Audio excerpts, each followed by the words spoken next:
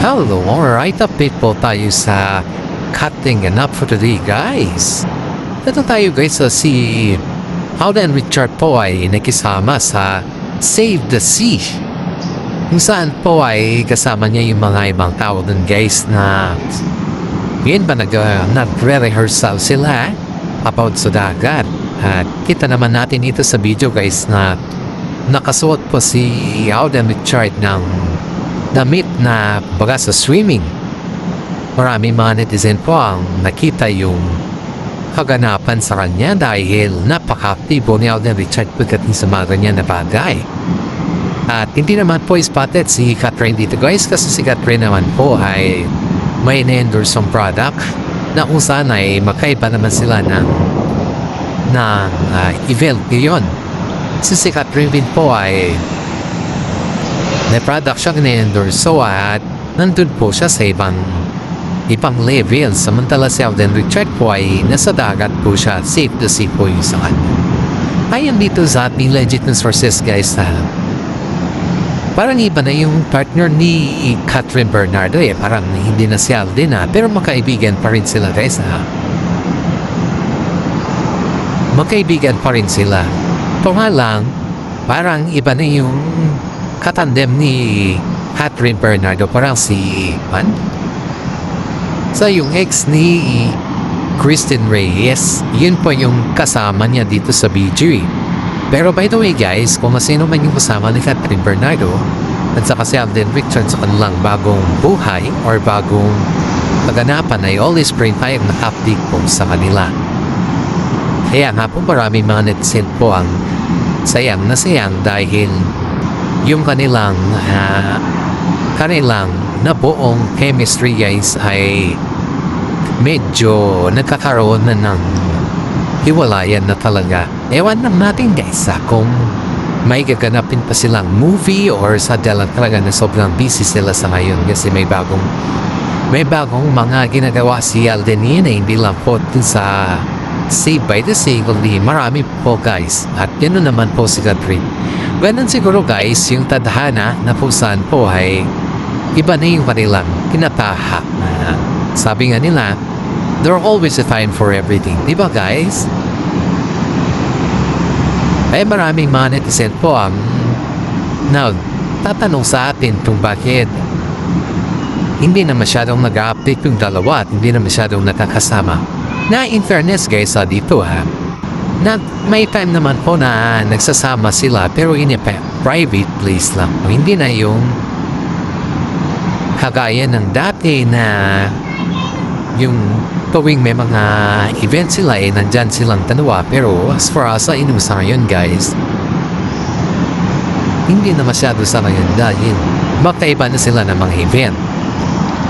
Pero sa narinig ko, guys, sa kaibigan ni Catherine, ayon dito sa ating legit na sources, ay pag may mga free time yung dalawa, guys, doon na po sila nagbabanding kaya ng kumakain sa restaurant or something na may mga exercises sila na nataon sa kanilang oras.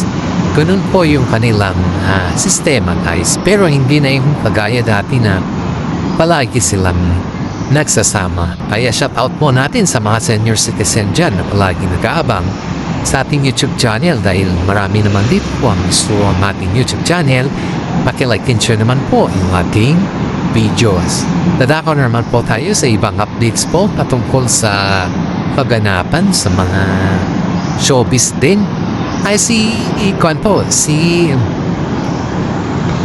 Ellen at saka si Direk, guys, na fake news po tayo dito. Dahil yun pala yung kanilang mga experience sa ngayon, guys, ay natural lang pala yun. Wala palang katotohanan yun. Pero yung bali-balita kasi, guys, na lahat ng mga nagiging partner ni Ellen, guys, ay nagiging tumatanda ba, nagiging matured sila or something na umiiba yung kanilang mukha. In fairness, normal lang naman yan pag tumatanda ka na at nagkakaroon ka na ng edad. It's not a big deal naman yan, di ba? Pero yung gawan natin ng misis yung mag-asawa, kita naman natin na maganda naman yung kanilang buhay. Siguro in that flows in that flows, may bata kasi silang alaga. So, ibig sabihin nun guys, siyempre, pag may mga bata ka kasi, yung ups and downs ninyo talaga dyan na mag-alaga, talagang magiging matured yung mukha mo. Pero hindi ibig sabihin na may hiwalay na or may something negative na or something like that sa mag-asawa. Kasi kita naman natin sa kanilang mga vlogs, sa kanilang mga videos, sa mga posted, ay okay naman sila. Kaya wag po natin gawan ng mga issues po guys. Dadakal naman po tayo sa mga ibang issues na kung saan po ay si Isko Moreno po ay binash ang kanyang hanap dahil sa mamahaling kasuotan. Aba! Si Isko po ay hindi siya corrupt kung tutusin natin kasi pinapaglaban nga po niya yung about sa mga flood controls yung mga anomalya sa GAA. Pero tutusin natin guys, si Isko po ay kaya niya ipaglaban ng Pilipinas. Nataon lang kasi guys na natandem siya sa mga tao na alam mo na at siyempre ang paborito ng tao ngayon ay mga Duterte pati naman lahat tayo, di ba?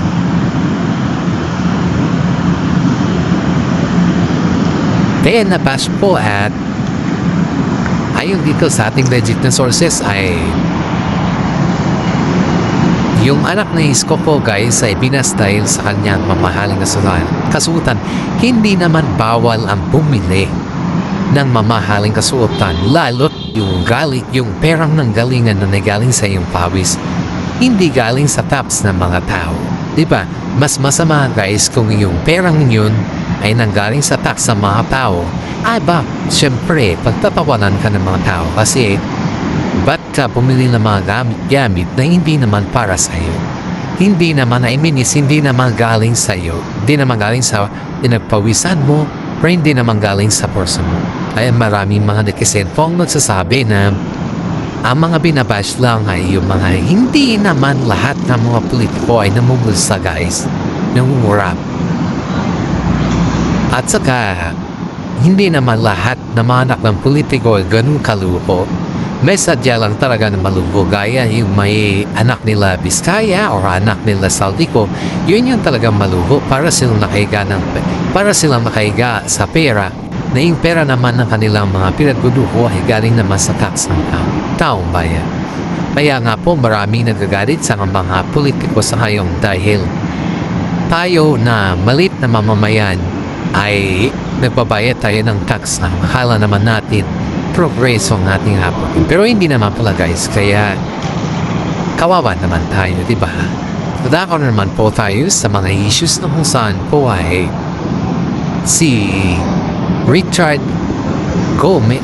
Gutierrez guys. Richard Gutierrez ay parang may bago na namang palit ni Barbie. Bata to si Richard talaga guys mahilig sa mga bata, mahilig sa mga ganda, fresh na fresh yung kanyang gusto, yung mga masisexy, mga may sinasabi sa katawan. Kasi nga si Richard guys is sobrang gwapo niya. Ang ganda ng kanyang mukha, ang gwapo. Tignan mo yung kanyang mukha is talagang kahit titigan mo siya, gwapong-gwapo pa sa kanya, kahit lalo-lalo na pag mag-sweet siya. Kaya marami mga netizen po ang nagagalak kay Richard dahil kahit ganoon po yung kanyang naging past ay handa pa rin siyang harapin lahat. Shoutout sa atin, sa kanyang mother na kung saan po ay paborito natin yung kanyang mother guys. His mother is the best na sabi nga nila, diba? Kasi kahit anong gawin ni Richard guys, nandiyan pa rin yung kanyang mother para ikuan po siya. Kumbaga is always naalala yung kanyang mother sa kanya. Maraming salamat sa ating mga viewers sa ngayon na palaging nanonood. Ang updates po natin sa ngayon guys ay marami dahil hindi naman tayo makakakuha ng updates about sa content sa ngayon kaya medyo dumami na yung ating tinapalakay sa ngayon. Dapat natin naabangan ang ating susunod na updates kasi mas marami pati updates patungkol sa mga showbiz na balita ngayon. Ayon pa dito guys sa